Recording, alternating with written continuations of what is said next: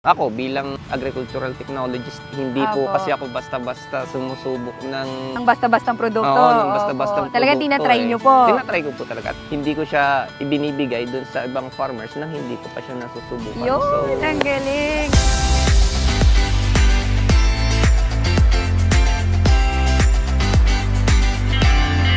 Hello mga ka-agri! This is your agripreneur queen, Liza Cabral.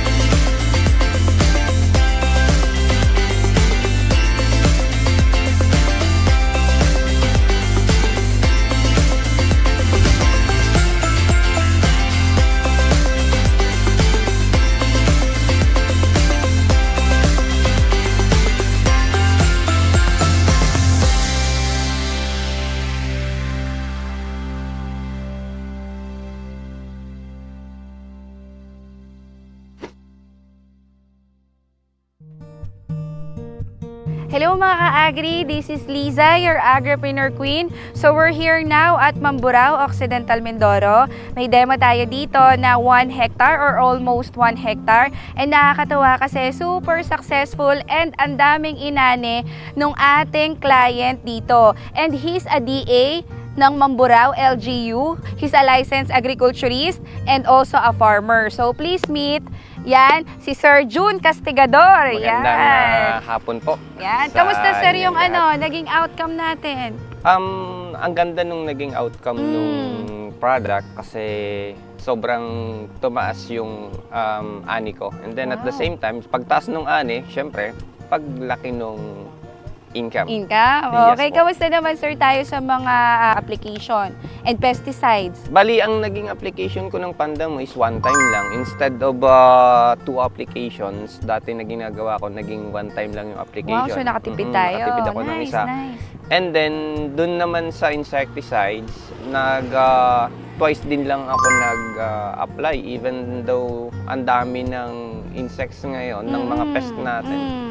Minimal pa rin yung application ko ng insecticide. Normally, sir, ilan beses ba yung application po nun? May mga farmer kasi tayo na nag-a-apply ng hanggang 3 hanggang 4 na beses. Depende po dun sa volume ng pest natin. Pero yung sa akin, mas na-lessen yung pag-apply ko ng pesticide. But then, yung hindi na-compromise yung quality nung palay po natin because of the product. Tapos, ang isa pang naging maganda doon, may tinatawag kasi kami na yung nasasamid yung palay. Bali, kapag nagpapanicle initiation po siya na biglang umulan siya ng 10 AM hanggang 3. Kapag inulan po, nadi-disturb yung process po ng ating palay, no? Nadi-disturb. So, malaki yung percentage na umiipa yung ating... parang wala ng laman, nawawalang hindi laman. nagkakaroon ng laman. And then, using our technology, sir, anong naging... Maganda kasi hindi nasira yung palay. Hindi nagkaroon ng madaming ipa. Nakakatuwa nga doon. Talagang as in halos walang ipa yung palay. Kaya even yung mga nakakakita or yung mga bumibisita na mga farmer din, sobra din po sila na-amaze. Napapatanong ano po yung technology yung ginagamit nila.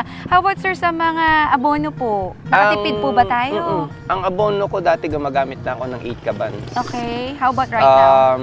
Ngayon gumamit lang ako ng 6. Yun, galing. Nakatipid. So, ang naging based doon sa aking computation, nasa 40K lang yung aking nagastos ngayon. Opo. Last year, umaabot ako ng 50, minsan nga, nagsi-60 pa, depending on the price ng inputs. Ganun kalaki yung difference. Opo. Then, how about the harvester? Nag-increase po ba? Oo naman. Last year, parang nasa ano lang ako 3.5 to 4.5 metric tons lang yung na-harvest ko dun sa area na yun. This time? This time po, nag-total po ako ng 5.2 metric tons. Yun. So grabe, good number. Opo. Ang laki nung itinaas niya. Yung sir, tillers, yung observation niyo po sa tillers niya.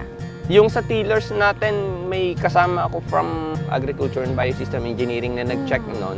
Kasi in-undergo pa rin din namin siya sa mechanical transplanting. Nagkaroon kami ng comparison doon sa hybrid.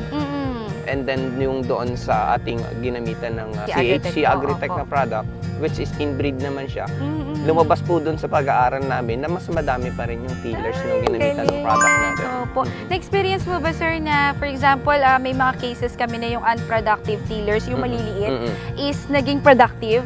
Yung unproductive natin, madami na talagang kasi yun, nasa ilalim na siya. So, kadalasan hindi na siya naglalaman. Yes. Pero based on dun sa naging observation ko, Opo. even yung mga small tailors na lang, may laman talaga siya. Galing, opo. Kaya rin yun ang Napakaganda naging ng cause kung bakit nag-increase po yun rin yung harvest natin. Ano?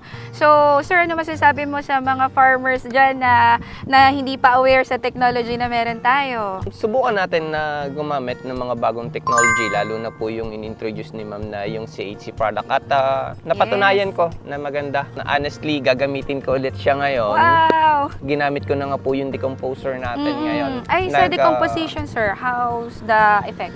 Ang ganda ng decomposition nung sa product natin na ginagamit. Kasi nga, almost 7 days lang, decompose na. Normally po, gaano katagal? 2 weeks kapag hindi ka So, gumagamit. parang 1 week ang difference? Parang ang 1 week po. Galing. Kaya napakabilis niyan. Then at the same time, siyempre, pagbilis ng decomposition ng mga nandyan na sa lupa na yan, mas mapapabilis po kasi yung pagpapatrabaho namin. Kasi instead na maghintay ka pa ng matagal, malilesen yung time ng paghihintay mo. Actually, siguro by Saturday, mag-i-start na ulit ako ng pagpupunlaan ng palay. So, ginamit mo rin ba, sir, yung technology natin for seed soaking? Or sa seedbed pa lang? Sa seedbed, gumamit ako ng spray nice. type. Siguro, susubukan ko ngayon. Gagamitin ko siya na after soaking, maglalagay na ako ng product natin. Yun. Thank you so much, sir. Grabe yung inputs, grabe yung resulta natin dito. And marirecommend mo ba siya, sir, sa mga kapwa farmers natin dito? Super recommended po siya. Kasi nice. talagang napakaganda ng product. At ako, bilang agricultural technologist, hindi po kasi ako basta-basta sumusubok ng... Ang basta-bastang produkto. Oo, ng basta-bastang produkto. Talagang tinatry nyo po. Tinatry ko po talaga. At hindi ko siya ibinibigay doon sa ibang farmers nang hindi ko pa siya nasusubukan. Yun, so, ang galing. Yun naman, naging base naman doon sa pag-aaral ko din at doon sa pagsubok. Na at the same time, sir, mag-guide nyo rin yung farmers, tama po? Oo naman, kasi yun naman po talaga yung ginagawa trabaho natin.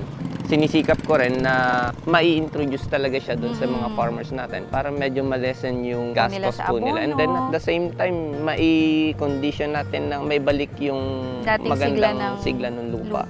Opo. Kasi wala na po actually vitamins na binibigay sa lupa, tama po? Yes po, kasi doon sa sobrang paggamit ng ating mga synthetic product, unti-unting namamatay yung lupa natin. So, with this kind of product, tulong na maibalik ulit yung nutrients ng lupa. Tama po. And ang nakakatuwa po, bukod sa Japanese technology, yung CHC Agritech, this is OCCP certified. Ayun. At yun nga din po, kasi isa din po ako sa mga tumatangkilik sa organic. At nakita ko din na organic based naman po si product. So, napakagandang gamitan. Walang hazardous chemicals talaga na maa-add dun sa ating kinakain. Are you aware, sir, dun sa biofertilizer na pinopromote din ni DA right now, yung tinatawag natin na balanced fertilization? And approved na po yung batas regarding that. So may mga techno-demo farm kami sa iba't ibang region and ang nakakatuwa, very stand out po yung naging resulta. Ayun, maganda. So ibig sabihin, sir, tama po ba na 50% dapat po gumamit na si farmer ng organic or natural? Yes. Then 50% gagamit po ng synthetic. Hindi na po yung kagaya ng normal practice na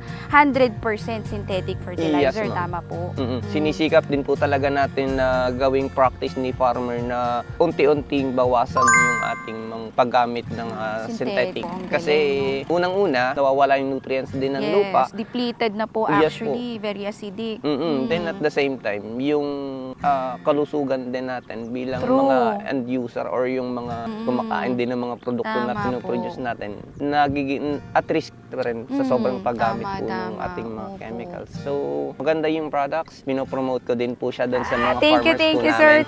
Thank you so much, sir, sa tiwala mo. Ano? Yes naman po. Ayun, guys, talagang itry nyo na sa lahat ng mga farmers dyan. I-invite ko kayo na ma-itry nyo para makita nyo po kung gaano kaganda yung technology na meron tayo. God bless everyone!